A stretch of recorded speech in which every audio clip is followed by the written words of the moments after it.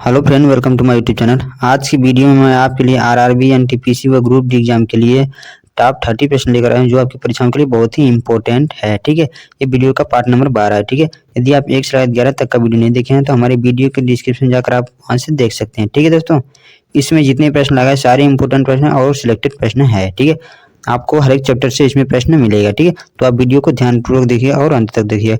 इसमें जितने प्रश्न लगाए सारे इंपॉर्टेंट प्रश्न हैं, आपकी परीक्षाओं को ध्यान में रखते हुए ला गया है। वही क्वेश्चन ला गया है जो पिछली परीक्षाओं में अक्सर ज़्यादा बार पूछे जा चुके हैं। ठीक है, तो चलिए स्टार्ट करते हैं सीधे पहले प्रश्न से। यहाँ पर आपका पहला प्रश्न दिया गया है, महिलाओं में पुरुषों की तुलना में कितना रक्त कम होता है, बताइए।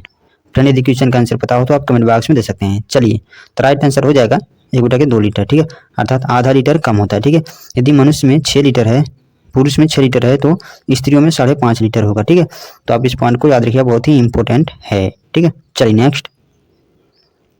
मानव रक्तदान के लिए कौन सा रक्त समूह सार्वत्रिक दाता होता है, बताइए।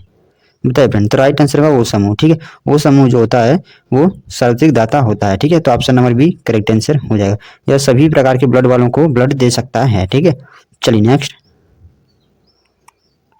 पानी के अंदर ध्वनि सुनने वाले यंत्र को क्या कहा जाता है, बताइए। वेरी इंपॉर्टेंट प्रश्न है। चलिए फ्रेंड बताइए फटाफट। तो राइट आंसर होगा हाइड्रोफोन। ठीक है, तो option number A correct answer हो जाएगा।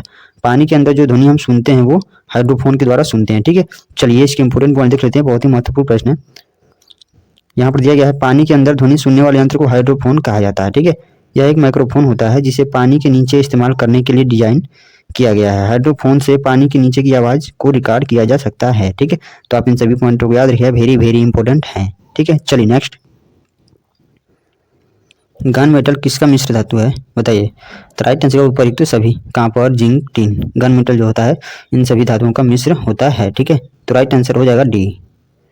चलिए नेक्स्ट। पेट में भोजन को पचाने के लिए निम्नलिखित में से किसकी खास आवश्यकता होती है, बताइए। बताइए फटाफट। फ्रेंड, इसमें 30 प्रश्न दिया गया था जो आपके लिए बहुत ही इंपॉर्टेंट है। चलिए बताइए फटाफट। तो राइट आंसर हो जाएगा यहाँ पर C, option number C correct answer हो जाएगा। पेट में भोजन को पचाने के लिए एंजाइम की आवश्यकता होती है। ठीक है, तो option number C correct answer. ठीक है, चलिए नेक्स्ट। लार किसके पाचन में सहायक होती है, बताइए। लार जो होती है किसके पाचन में सहायक होती है, फटाफट कमेंट कीजिए। तो राइट आंसर स्टार्च के पाचन में सहायक होती है, option number B correct answer. Okay, चलिए नेक्स्ट। वे राष्ट्रीय नेता कौन थे जो 1925 में सेंट्रल लेजिस्लेटिव असेंबली के अध्यक्ष निर्वाचित हुए थे, बताइए। कौन से नेता थे जो 1925 में सेंट्रल लेजिस्लेटिव असेंबली के अध्यक्ष निर्वाचित हुए थे, बताइए फटाफट। तो राइट आंसर विट्ठल भाई पटेल। ठीक है, तो option number D correct answer हो जाएगा। ओके फ्रेंड, चलिए नेक्स्ट। पीत निम्न में से किसके द्वारा पैदा किया जाता है या किसके द्वारा उत्पन्न होता है, बताइए। क्वेश्चन नंबर 8 का कौन सा उत्तर सही होगा।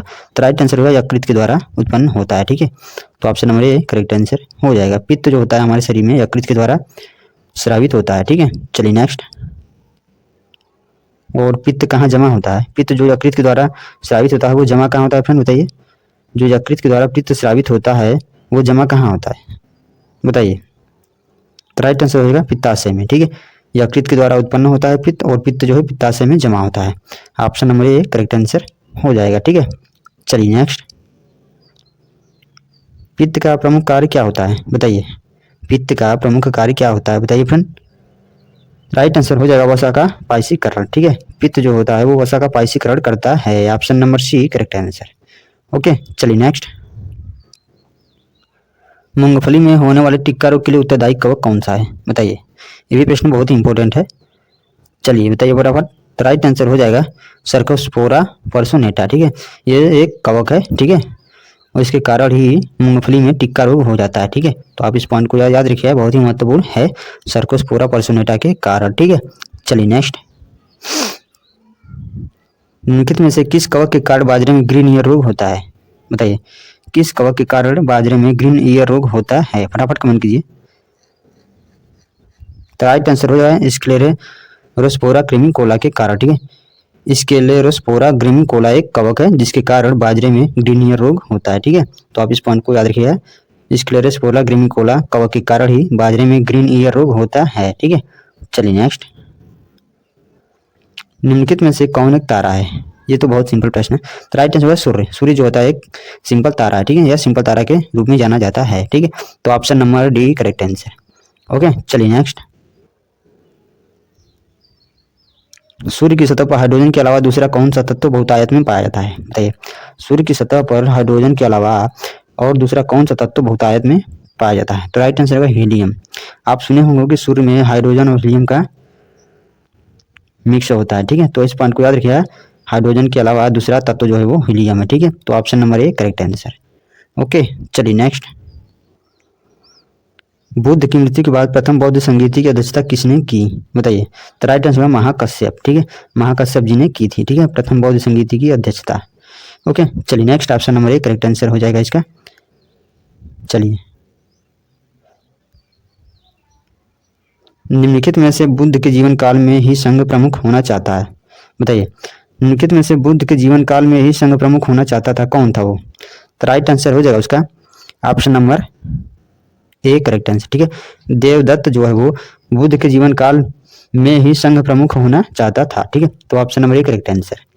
ओके, चलिए नेक्स्ट। कौन सा रक्त समूह सर्वदाता कहलाता है?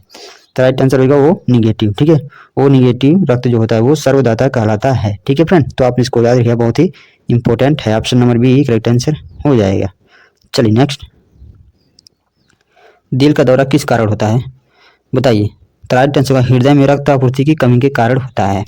Option number B correct answer. Okay, चलिए नेक्स्ट। निम्नलिखित युग्मों में से किन भौतिक राशियों के समान विमीय सूत्र नहीं है, बताइए। किन भौतिक राशियों के समान विमीय सूत्र नहीं है? कार्य ऊर्जा के समान है, आवेग संवेग के समान है, भार और बल के समान, इसका बल और दाब का समान नहीं है, ठीक है। तो option number A correct answer हो जाएगा, ठीक है। बल बराबर होता है या बराबर m/a, ठीक है। और यहाँ पर दाब बराबर p बराबर हो जाएगा, इसका दाब बराबर बल बटा के क्षेत्रफल, ठीक है। तो आप इस पॉइंट को याद रखिए। Option number A correct answer हो जाएगा। आप इसके द्वारा निकाल सकते हैं इसकी बीमी, ठीक है, और चेक कर सकते हैं कौन सा उत्तर सही होगा, ठीक है। तो option number A correct answer हो जाएगा। ओके, चलिए नेक्स्ट। एक खगोलीय इकाई किससे संबंधित है, बताइए। तो राइट आंसर हो जाएगा सूर्य एवं पृथ्वी के बीच की दूरी से संबंधित है, ठीक है। तो option number A correct answer. चलिए नेक्स्ट। निम्नलिखित में से कौन सी अविमीय राशि है? तो राइट आंसर होगा विकृति। विकृति जो है उसकी बीमा नहीं होता है, ठीक है। तो option number A correct answer. Okay, चलिए नेक्स्ट। निम्नलिखित में से कौन एक सदिश राशि नहीं है, तो बताइए। तो राइट आंसर हो जाएगा द्रव्यमान। द्रव्यमान जो है वो सदिश राशि नहीं है, एक अदिश राशि है, ठीक है। तो आप इस पॉइंट को याद रखिएगा, ठीक है। और संवेग, वेग और कोणीय वेग जो है वो सदिश राशि हैं, ठीक है। तो आप इस पॉइंट को भी याद रखिए। चलिए नेक्स्ट। वातावरण में प्रकाश का विसरण निम्नलिखित की वजह से होता है, बताइए। वातावरण में प्रकाश का विसरण किसकी वजह से होता है? तो राइट आंसर होगा धूल कण की वजह से होता है, ठीक है। तो option number B correct answer हो जाएगा। चलिए नेक्स्ट। चंद्र सतह पर एक प्रेक्षक को दिन के समय आकाश दिखाई देगा, कैसा दिखाई देगा फ्रेंड, बताइए। तो राइट आंसर काला दिखाई देगा, ठीक है। तो option number D correct answer. Okay, चलिए नेक्स्ट। चटका हुआ कांच चटकीला प्रतीत होता है, नहीं चमकीला प्रतीत होता है, क्यों होता है, बताइए। क्योंकि ये पूर्ण आंतरिक परिवर्तन के कारण होता है, ठीक है। चटका हुआ जो कांच होता है वो चमकीला प्रतीत होता है, तो किस कारण होता है? यहाँ पर चमकीला रहेगा, ठीक है, यहाँ पर चमकीला रहेगा, ठीक है फ्रेंड। तो यस, इसको याद रखिए। तो पूर्ण आंतरिक परिवर्तन के कारण चमकीला घटित प्रतीत होता है, ठीक है। चलिए नेक्स्ट। जाट जटिन कहाँ का प्रमुख लोक नृत्य है, बताइए। तो राइट आंसर बिहार का। बिहार का प्रसिद्ध जाट जटिन लोक नृत्य है, ठीक है। तो option number A correct answer. Okay, चलिए नेक्स्ट। नौटंकी कहाँ का प्रमुख लोक नृत्य है, बताइए। 27 के C, Uttar Pradesh. Option number C correct answer. Okay, चलिए नेक्स्ट। 2.5 दिन का झोपड़ा का निर्माण किसने करवाया था, बताइए। तो राइट आंसर कुतुबुद्दीन ऐबक ने, ठीक है। Option number B correct answer. Iltutmish ने स्टार्ट किया था, कुतुबुद्दीन ने पूरा करवाया था, ठीक है। तो option number B correct answer हो जाएगा, ठीक है। चलिए नेक्स्ट। यहाँ पर इंपॉर्टेंट पॉइंट देख लेते हैं। 2.5 दिन का झोपड़ा राजस्थान के अजमेर नगर में स्थित एक मस्जिद है। मोहम्मद गौरी के आदेश पर मोहम्मद गौरी के गवर्नर कुतुबुद्दीन ऐबक ने वर्ष 1194 में करवाया था, ठीक है। तो आप इस पॉइंट को याद रखिए, 1194 में बनवाया गया था मोहम्मद कुतुबुद्दीन ऐबक के द्वारा, ठीक है। चलिए नेक्स्ट। किस हिमालय चोटी को सागरमाथा कहते हैं, बताइए। तो राइट आंसर माउंटेन एवरेस्ट को सागरमाथा बोलते हैं। Option number C correct answer. चलिए नेक्स्ट। प्रायद्वीपीय भारत में उच्चतम पर्वत चोटी है? बताइए। Right answer Anamudi, option number 1 correct answer. Okay friend, इसमें 30 प्रश्न दिया गया था। कमेंट करके जरूर बताइएगा कि आपके कितने प्रश्नों का उत्तर सही हुआ। ठीक है, तो ऐसी वीडियो में अगले वीडियो में देखेंगे हम। तब तक के लिए नमस्कार।